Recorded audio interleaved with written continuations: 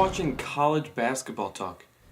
In this week, as usual, I'll be talking about what's been going on in college basketball for the past few weeks. And to start things off, I will be talking about the AP Top 25 rankings for this week.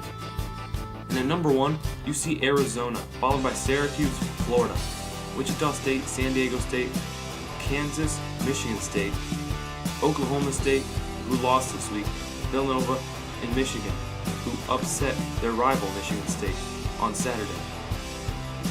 And as you look down the list of the top 25, you see Ohio State at 24, who just a few weeks ago was ranked 3rd in the country, and this week lost to Penn State in overtime, which is very disappointing if you're an Ohio State fan. And then at 25th ranked, you see Texas. And for the next segment, I will be talking about some upsets that occurred this week in college basketball. And the first upset occurred a few days ago when the 23rd ranked Oklahoma Sooners upset the 8th ranked Oklahoma State Cowboys 88-76 in Norman, Oklahoma. And leading the way for the Sooners was Ryan Spangler, who scored 15 points and grabbed 17 rebounds. And then the next upset that occurred was when the unranked LSU Tigers beat the highly touted and 11th ranked Kentucky Wildcats 87-82 in Baton Rouge, Louisiana at Pete Maravich Assembly Center. And this is the 5th loss overall for the Kentucky Wildcats and the 2nd loss in the SEC for them. And the Wildcats continue to fall in the rankings after starting the year ranked number 1 in the preseason poll and expecting to continue falling after this upsetting loss to the Tigers. And now I'll be talking about one big game in particular that occurred in the Big Ten when the 15th ranked Iowa Hawkeyes took on the 7th ranked Michigan State Spartans in Iowa City, Iowa.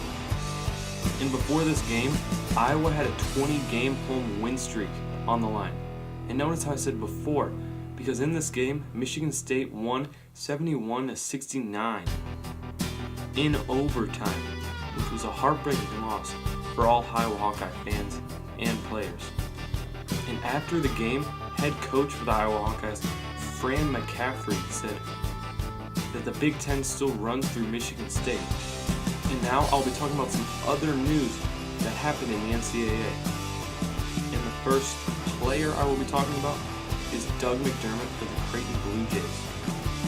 And earlier this week, Creighton beat St. John's 63-60 after star forward Doug McDermott hit the game-winning three-pointer with 2.5 seconds left. And in this game, McDermott scored a season-high 39 points and also grabbed 6 rebounds.